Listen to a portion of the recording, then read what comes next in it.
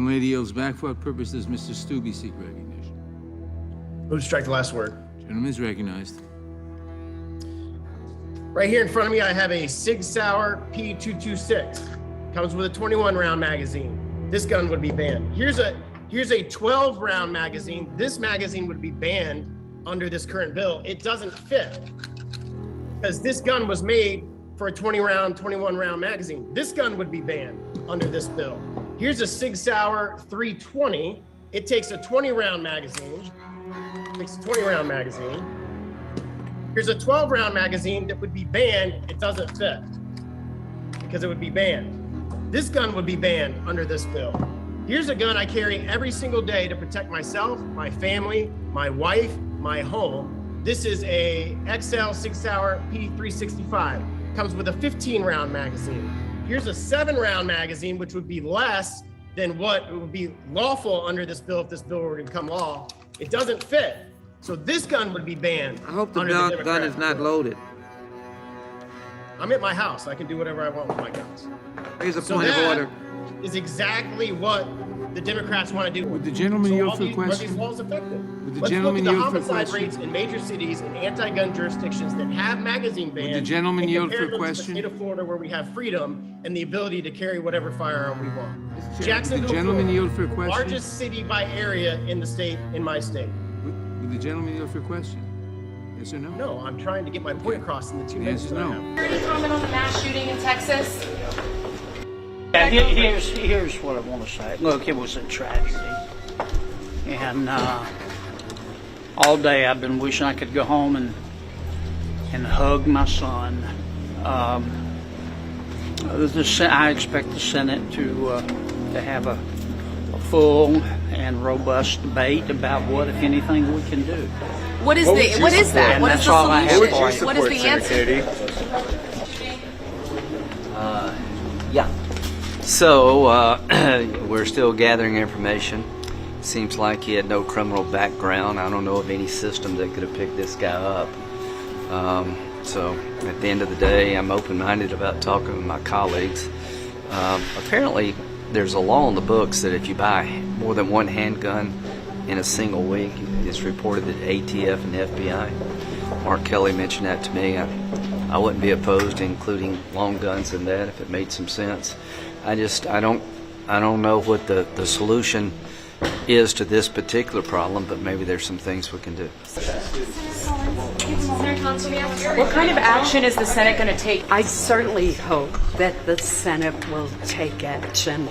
This was a horrific crime, and one area where I think we could make a real difference is to provide strong incentives for states to pass what are known as either red flag or yellow flag laws.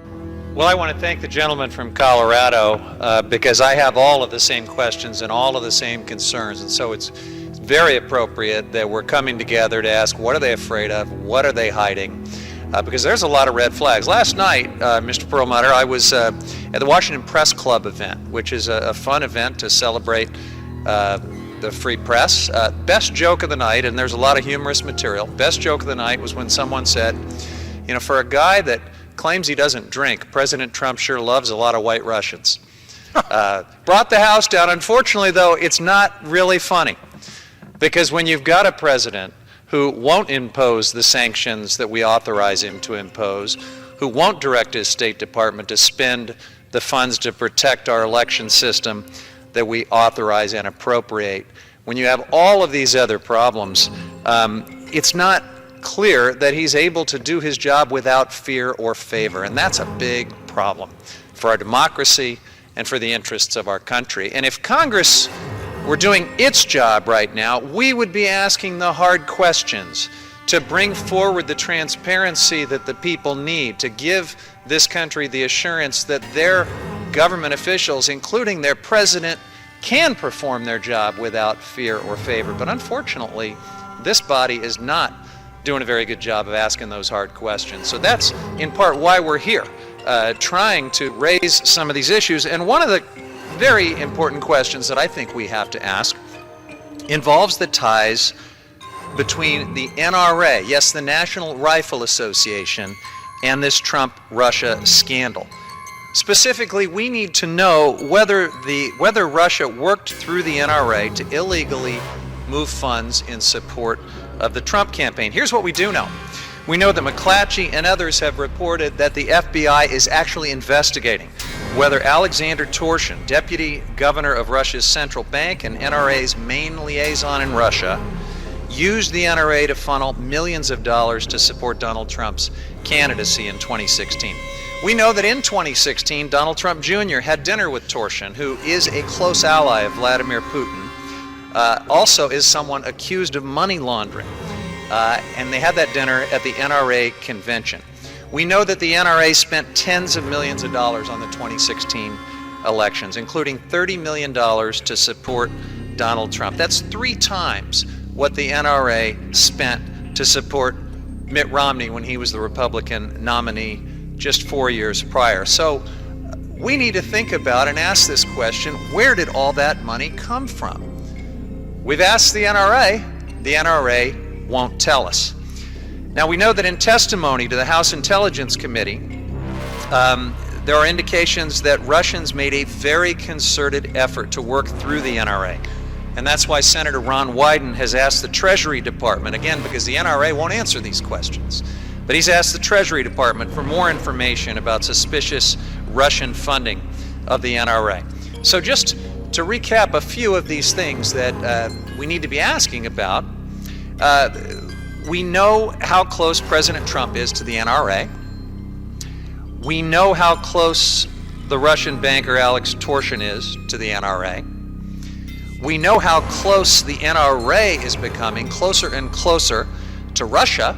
In fact, I have a piece here that explains how in 2015, a series of top NRA officials, including one of their top donors, past presidents, a delegation that included Donald Trump's high-profile surrogate, Sheriff David Clark, they all went on a so-called fact-finding mission involving gun rights in Russia. Now, there aren't a lot of gun rights in Russia. Russia has very restrictive gun laws, and there's no serious effort in the country of Russia to change that. But nevertheless, apparently this group felt they needed to go to Russia for this fact-finding trip to cozy up with some of these same folks that we're talking about. So that's one of the things we know and we need to ask questions about. We know that the NRA spent this huge cache of money on the 2016 campaign to support Donald Trump, and we know that we have more questions that need to be answered. So we need to follow this money, and we need to find out, again, as you have asked here on the floor, what are they hiding? What are they afraid of? With that, I'll yield back. Some Iowa Republicans plan to propose new gun rights laws when they head back to the State House next month. And that's in addition to the new amendment to the state constitution that Iowa voters just approved in November. KCCI Chief Political Reporter Amanda Rooker shows us what's in the amendment and how Republican lawmakers want to take it even a step further. Laura, Steve, that new amendment just approved by Iowa voters creates and protects a state right to keep and bear arms. But more gun rights laws could be coming. Some Republican lawmakers plan to pitch more next session. The spokesperson for Iowa House Republicans says Majority Leader Matt Winchittle does plan to propose new gun rights laws, but did not specify what exactly they want to change. The director of Drake University's Constitutional Law Center says there is an open path for state lawmakers to continue expanding gun rights in Iowa. He says that's because the new amendment is focused on preventing gun restrictions. It has a strict scrutiny clause that makes Iowa one of only 4 states with that high of a legal hurdle. But the new amendment does not stop lawmakers from expanding access to guns. That would still leave the folks who support guns with a lot of opportunity to enact more legislation that is liberalizing in terms of gun access. First, though, the shooting at Florida State University. Yeah, 2 people were killed and 6 others injured when police said a 20-year-old student opened fire near the crowded student union. Faith Abube is on campus at Florida State University with the latest. Good morning, Faith. Good morning to you, Michael. It all happened right around here at the Student Union building this morning. The campus community waking up with a heavy sense of grief and disbelief. When the shots rang out yesterday, many of them took off running in panic, terrified for their lives. They'll be able to come back today to retrieve their personal belongings, many of them leaving behind laptops, bags, cell phones, and other personal belongings. This morning, the desperate search for a motive after authorities say the stepson of a sheriff's deputy killed 2 people and injured 6 others at Florida State University. This event is tragic. Chaos in and around the Student Union building as gunshots rang out just before noon Thursday. I heard about like 12 shots go off like in my vicinity, like probably around like 300 feet from me. Police analyzing this disturbing video, which appears to show a man squaring off and firing. People heard screaming as they ran for cover. Third-year student Mackenzie Heater telling us she was just feet away from the suspect when he started shooting. I noticed he was waving around a bigger rifle. That's when he shot the rifle, and I was just confused, like, was that really just a shot? And that's when I noticed him go in his car and pull out the handgun and then shoot that woman. Police racing to the scene.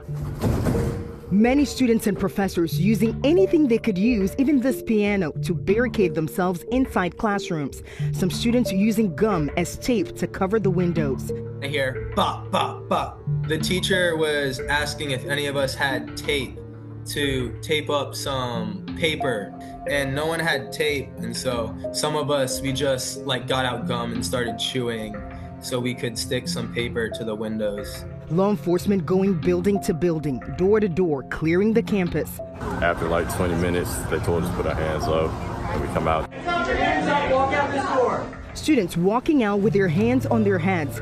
More than 3 hours after the first gunshots, the school announcing law enforcement neutralized the threat. Authorities say they shot him after he ignored repeated commands to drop his weapon.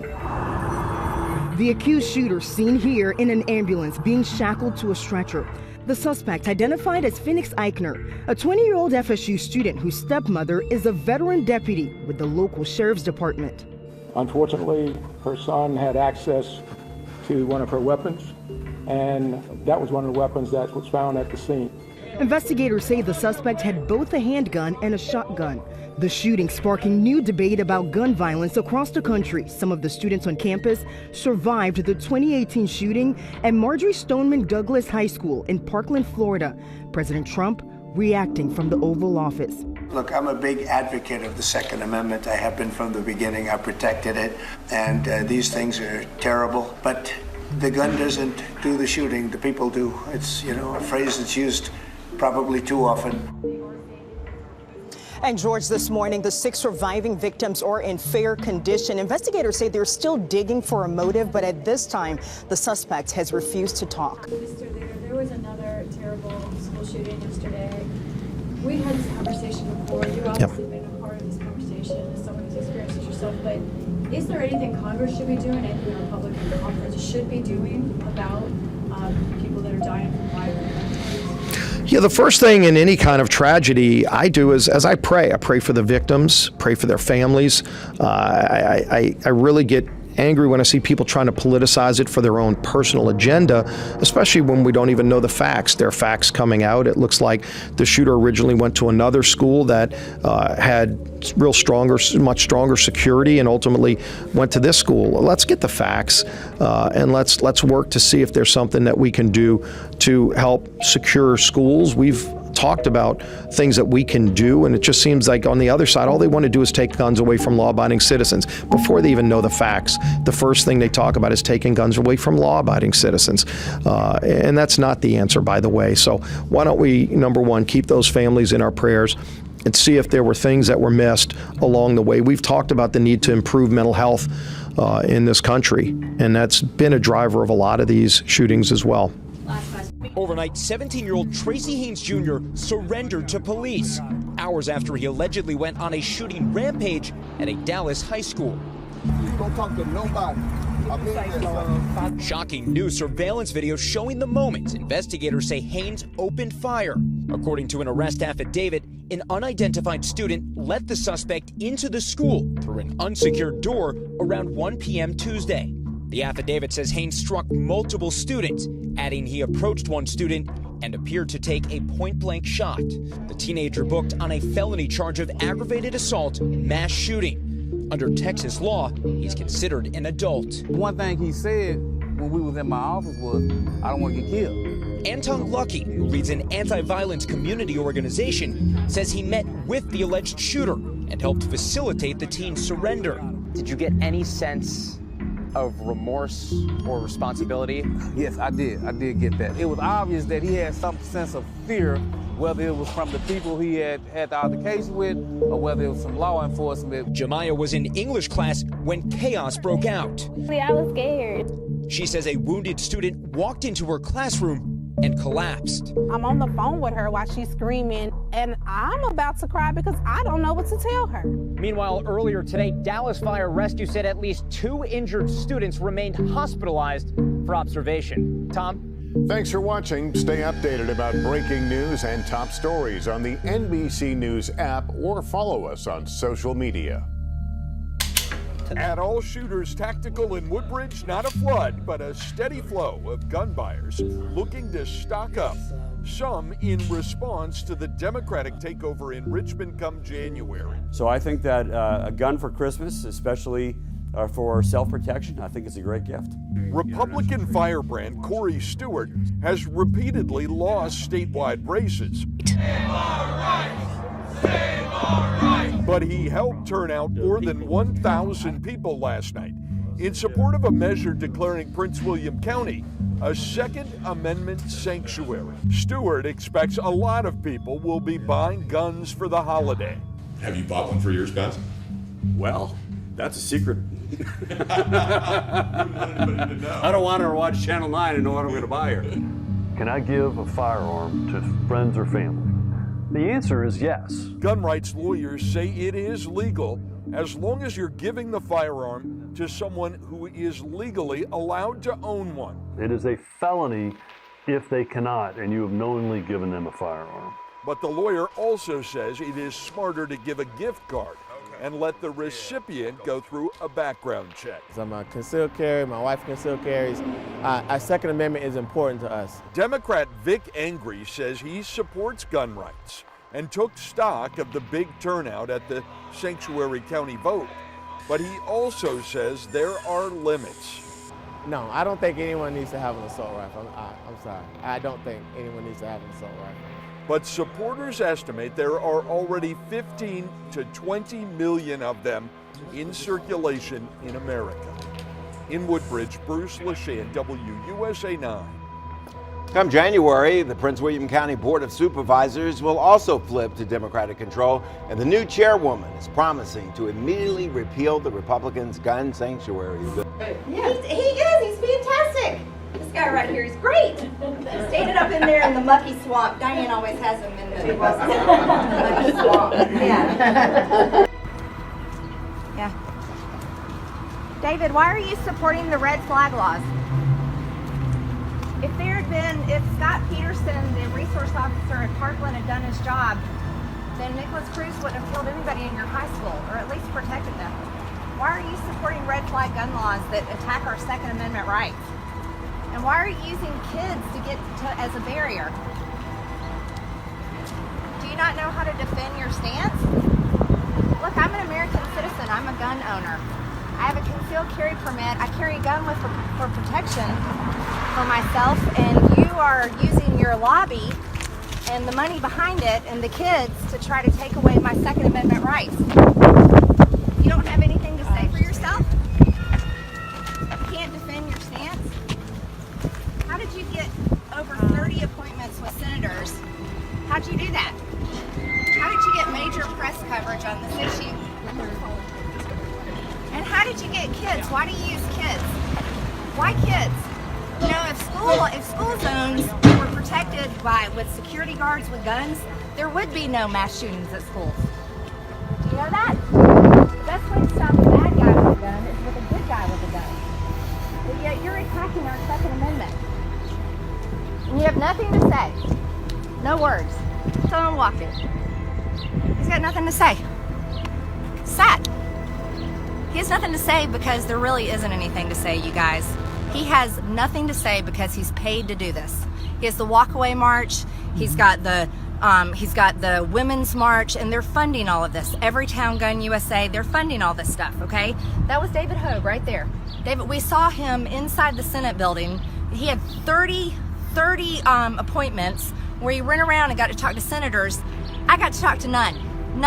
He had media coverage all over the place. I had zero. Guess what? I'm a gun owner. I'm an American citizen. And I have nothing, but this guy with his George Soros funding and his major liberal funding has got everything. I want you to think about that. That's where we are. And he's a coward. He can't say one word because he can't defend his stance. Because there is no defense for taking away guns. There is no defense for gun confiscation. Zero. And so there he goes. He just keeps walking with his two ladies that probably work with him. Maybe his handlers? Maybe his handlers, absolutely. They're telling him, don't say anything. So that's the problem. They have handlers. And they have no argument back. None. That's it. I'm done. What does a NASA engineer, a military veteran, and a journalist and a college student all have in common? They've all been forced to hand over their laptops and smartphones without a warrant by Homeland Security officials when re-entering the United States. Now, 10 of these citizens are filing a federal class action lawsuit saying their constitutional rights were violated. Joining me now to discuss this in RT New York correspondent Trinity Chavez. Trinity, thanks for coming. What does this lawsuit allege? What are the violations? Kind of what's the background or the cornerstone of this lawsuit? Well, the Electronic Frontier Foundation and the American Civil Liberties Union filed a lawsuit earlier this month against the Department of Homeland Security for warrantless border searches. The lawsuit alleges that Homeland Security officers violated the plaintiffs' Fourth Amendment rights when the agents searched and, some cases, confiscated their devices without a warrant at all, like their phones and their laptops. The two organizations will represent 10 U.S. residents who they say are law-abiding U.S. citizens who are Muslim or people of color. They were re-entering the United States from either business or personal travel when they all had their computers and smartphones searched when none of them were accused of doing anything wrong. These plaintiffs are students, are journalists. One was even a military vet, and another one worked for NASA when this all happened. But some of these individuals had their phones held by border officers for months, even though they weren't accused of a specific crime. Now, under the U.S. Constitution, the Fourth Amendment prohibits unreasonable searches and seizures and requires law enforcement to have warrants. But courts, however, have made exceptions for the searches at U.S. ports of entry, like at the airports, and have ruled that the government can do warrantless border searches to enforce immigration and custom laws to protect national security. But since Trump has taken office and implemented his travel ban, concerns of racial profiling and stereotyping have really become more of an issue, along with violation of one's human rights. The U.S. District Court in San Francisco has 50 lawsuits against Monsanto on their desks, but recently new allegations against the biotech giant are stoking the flames in the court of public opinion. Monsanto is being accused of hiring third-party internet trolls to counter negative comments and a slew of other online tactics to lessen their negative image. Joining me now to discuss, host of America's Lawyer, famed trial attorney, Mike Papantonio. Pap, good to see you tonight. So, thank you. Good to see you. On the subject of trolls and fake news, ghostwriting and what have you, if this allegation is true, would Monsanto have broken any laws by doing so? Well, first of all, it is true. Whether they broke any laws, the problem that they have with this now is that a jury will hit them with punitive damages if this is tried right. I've tried half a dozen major cases like this where we've seen this type of troll activity where the company tries to hide the truth by trying to distort the truth. We saw this with BP, the Deepwater Horizon. Coca-Cola's been accused of doing this type of thing, or things like soda taxes. But the important thing is a jury's going to hear this. I just got through with a $900 million case where the same kind of conduct took place, and at the heart of the conduct was this type of this type of ugly conduct where you're trying to change the facts by trolling people. Matter of fact, Ring of Fire has been trolled. We've been attacked by Monsanto trolls online for posting stories about the dangers of Roundup. We tracked their names back to the company. We're able to call them out on it. But the problem they have, this doesn't go away for them. This will come up in trial. It'll certainly come up in the case that I try against Monsanto. Tonight, and many Republicans are embarrassed by the only GOP candidate in the primary for the 3rd Congressional District seat. He is Arthur Jones, an admitted racist who has ties to neo-Nazi groups. ABC 7's Sarah Schulte spoke with him today. He won't give up. For the 7th time, Arthur Jones is running as a Republican in Illinois' 3rd Congressional District. The 70-year-old retired insurance agent prides himself as a white supremacist anti-Semite who believes the Holocaust didn't exist. It's just an extortion racket. Billions of dollars are extorted by Jews telling tall tales of woe and misfortune. Jones' website includes pictures of him at several neo-Nazi rallies. His outspoken views on Mexicans, Africans, and gays are clearly spelled out. In the 3rd District, Jones is the only Republican on the ballot for the March primary, which poses a problem for the Illinois Republican Party. At this point, we just want to let everybody know we're disavowing this disturbed Nazi individual who's running as a Republican who clearly has no place in our party or in our country. I served in the Vietnam War. What have you done, Mr. Snyder? If you're like all these others, you're just a gutless wonder, having the nerve to call yourself a political leader. Jones will face either incumbent Dan Lipinski or his Democratic challenger, Marie Newman. In the past, the Illinois Republican Party has knocked Jones off the ballot with successful challenges, but this time, Jones was able to get enough viable signatures. I was very careful in getting all those petitions. I went door to door. I spoke to over 2,000 people to get 834 signatures.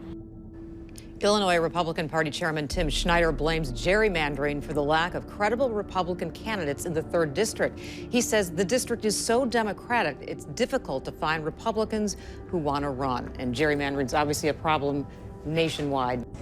I do them every year. Every year. You want to keep going? Do you want to keep going and keep harassing me? You could have gone to a dozen town halls last year. I asked if you're doing any more this year. It was one simple question. Yeah. Are you doing a town I've hall already this year? done one. I'll do plenty more. Are you doing any more this year? It was a simple question. You're always invited. Okay, sweet. Well, look And out by for the an way, actual invitation. I voted for gay marriage twice. What does that have to do with so me? I'm just saying, it has everything to do with you. Do you think everything about me has to do with gay marriage? I do, That's absolutely. your first stance when you Yep. speak with me? Absolutely. There's no other humane If you want to get in my conversation you face can about have town me? halls, you should have shown up There's to no one other last humane year. thing you can talk about me just saying, oh, I support gay marriage. Yeah, That's the because only you're thing getting you in have my to face say. about a town hall. You All I could have just asked gone you one last year. simple question from Would right you over like here me? is if you have any plans to have more town halls this year. I have town That halls was one every year. question. I have over a dozen Okay. every year. Great. That was my entire question. You didn't have to go Yeah. into the spiel about You could everything have you could have come to any of them last year. And I'm I had asking you over a about this year, not dozen. 2024. But Where were you the year right? before that? Or the year before that? It was a simple Oh, question. I because asked you know if what? have Because you any more that people you're on the going to left this are year or not. crazy. So I'm You're on the left. absolutely fucking crazy. I'm absolutely fucking You are. crazy. And get out of my face. You're insane. Goodbye. You're insane. Fuck you. You're gonna fuck me. You're Yep. gonna be voted Bye. out so fast this year. I I'm can't not. wait for you to fucking I'm go not. into I the won by dirt. so much. You're a disgrace to this state. That's what you are. You're a disgrace. I asked you a simple question, and you just go on this tirade and tell me "fuck you." Yeah, fuck you. Disgusting. Get out of my face. Fuck you. How about Get out of my that? face. You're nasty Try it bitch. again. What's your You're a name? nasty bitch. What's your You're a name? nasty bitch. That's What's my your name? You say fuck me? Yep, I That's sure the did. first thing you're gonna say to me is fuck me for Absolutely. asking you a Get question? the fuck out of my face. Fuck you. Now. Fuck you. Fuck you. You couldn't take me on, baby. Stay the fuck away from me. The people, my people are so smart. And you know what else they say about my people? The polls. They say, I have the most loyal people. Did you ever see that? Where I could stand in the middle of Fifth Avenue and shoot somebody and I wouldn't lose any voters, okay? It's like incredible. Not gonna quit. Fight, fight, fight. Amen. God bless you. Thank you, Mr. Speaker, and thank you for taking my question. Do you agree with the point of view that if we continually restrict the freedom of marriage as a legitimate social option, when we do this to people who are of ripe fertile age and may have a pregnancy and a baby involved, are we not in fact making abortion a much more desirable alternative when marriage might be the right solution for some freedom-loving couple.